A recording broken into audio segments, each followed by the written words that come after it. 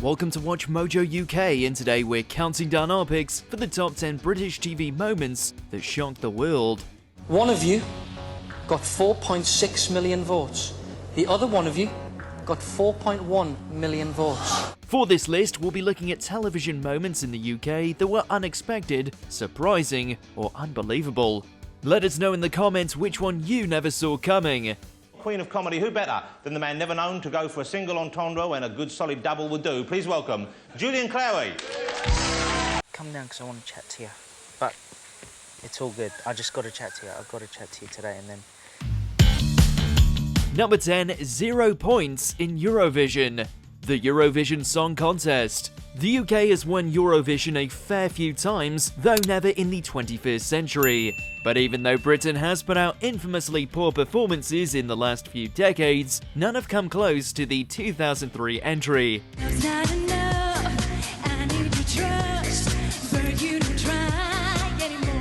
Cry Baby, performed by Gemini, went down like a lead balloon. The issue was that Gemini were singing completely off-key, which they said was because of a malfunction meant they couldn't hear their own backing track.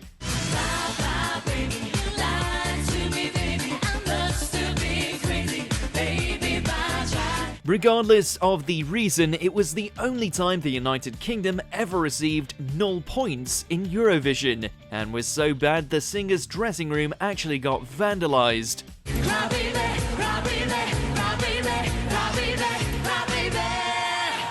Britain has been licking its wounds ever since. Number 9, Sharon Osbourne throws water at Louis Walsh. The X Factor. I think they've got great voices, but this song, it was a lazy choice, Simon. I don't know why you get over it. While giving his verdict on the song choice in one X Factor performance, Louis got Sharon laughing, and by the time it was her turn to talk, she hadn't stopped. This prompted a contentious joke from Walsh about whether she'd been borrowing any of Ozzy Osbourne's substances of choice, which Sharon didn't take kindly to. Taking Ozzy's drugs? I need drugs! He's like, don't you bring my husband, Louis! It was clearly all in good fun, and nobody was actually offended, but she still doused Louis in 2 full glasses of water for good measure in front of a cheering audience.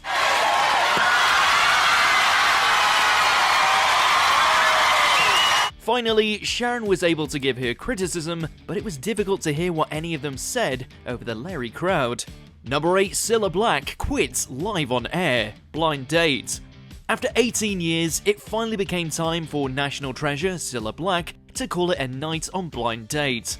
Hosted by her for the duration of its run, when Cilla found out there was talk of changing the formula due to falling ratings, she announced that the 2003 series was going to be her last ever live on air. It is a very special live show because this is going to be my very last series of Blind Date. But not only were the viewing public and studio audience unaware that Cilla was calling it quits, but so was the entire production staff. Isn't it a shame? I've had great fun for 18 years. In fact, an ITV executive even had to come out and explain that the show was nearing its end after Cilla's shock announcement, which also happened to be Blind Date's first ever live episode. Number 7, Will Young wins Pop Idol. Pop Idol. Time's up.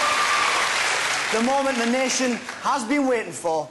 We have the results. One of the earliest national talent shows was Pop Idol, though it only ran for 2 series in the UK. Still, its influence can't be understated, and the moment at the end of the Series 1 where Will Young was crowned the winner is legendary. The winner of Pop Idol 2002 is Will! He beat Gareth Gates to the crown in the public vote with roughly 500,000 votes in his favour. But perhaps the most shocking thing about Pop Idol is that both of the finalists went on to have solid musical careers. Though Will Young has been more successful than Gates in general, Gates certainly hasn't faded into obscurity, a fate which awaits the contestants of many singing competitions. Do it for you. Number 6, The Fall, Sherlock. In Conan Doyle's stories, Sherlock and Moriarty finally come to blows on a cliff's edge at the Reichenbach Falls, after which Sherlock plummets to his doom.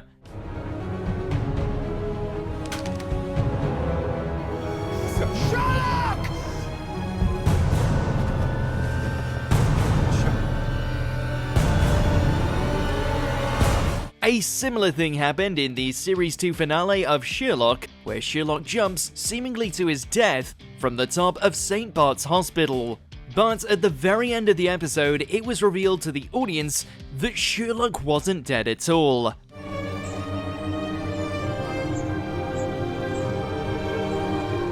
It was so shocking that years of international fan speculation took over the internet. Theories about how Sherlock survived became inescapable. Fran, look, seriously, could you just... Interesting thing, a tuxedo. And then, after all that, another shock followed. Stephen Moffat opted to never explain what happened and openly mocked the viewers who cared so much. Number 5, Katie Price and Peter Andre. I'm a celebrity, get me out of here. History was made in 2004 when glamour model Katie Price, still going by Jordan at the time, met superstar Peter Andre. You can see you're physically attracted to her. You definitely want a piece of cake. Viewers were quick to notice the flirting and chemistry, which led to a 5-year relationship between Price and Andre, who ended up having kids together. Katie Price remains one of the most famous people in the UK, love her or hate her, while Andre is globally recognisable. It's all good. I just got to chat to you. I've got to chat to you today and then... But seeing their romance develop in real time on the daily episodes of I'm a Celeb was a surreal experience for the British public, to say the least. With the show still in its early days, it definitely wasn't what anybody expected. I have to in here because of you know why. Number 4, Piers Morgan quits. Good Morning Britain. Following the Duke and Duchess of Sussex's controversial interview with Oprah Winfrey, Piers Morgan, as usual, couldn't keep his thoughts to himself. The first part of that allegation, we don't know any of the details or who said it or how they said it. And the second one is completely untrue. Meghan just got it wrong. But apparently the public was outraged when Piers took issue with Meghan Markle, saying she'd experienced severe mental health difficulties during her time as a senior member of the royal family, which he said he didn't believe. He was called out for this by weatherman Alex Beresford live on air, but after some criticism from Beresford, Piers stormed out of the studio. OK, I'm done with this. No. Sorry, no. Sorry. So, do you know what? That's pathetic. You can trash me, mate, but not my own No. show. See you later. I'm being... Sorry, can't do this. The following day, he announced he was quitting GMB for good, becoming the recipient of a record-breaking 41,000 complaints to Ofcom. There are many voices on GMB, and everyone has their say. But now Piers has decided to leave the programme. Number 3, Julian Clary on Norman Lamont. British Comedy Awards. Who better than the man never known to go for a single entendre when a good solid double would do? Please welcome Julian Clary. Successful British comedy is often edgy, controversial, and pushes the boundaries of what's acceptable. But Julian Clary pushed those boundaries a little too soon when he appeared on the British Comedy Awards in 1993. He told a very blunt joke about getting up to no good with Norman Lamont, a Tory MP at the time, backstage. As a matter of fact, I've just been Norman Lamont. Lamont himself was in the audience, and Clary spotted him and decided to poke some fun because he wasn't a fan of his politics. Just clawed my way through. Yeah. Are we still on? Though the joke went down a storm with the other comics and actors in the room, it caught the ire of the tabloids, and he soon found his career floundering as a result. Number 2, Susan Boyle. Britain's Got Talent. And how old are you, Susan? I am 47. When Susan Boyle walked onto the stage on Britain's Got Talent, nobody expected her to give arguably the most iconic performance on any British talent show in history. I dreamed a dream in time gone by.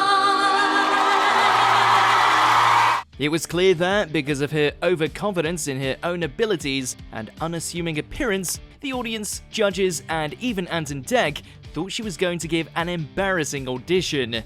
But of course, it turned out she wasn't overconfident at all, because she was incredibly talented. Giving a fantastic rendition of I Dreamed a Dream from Les Mis, jaws dropped and tears flowed across the nation. I had a dream.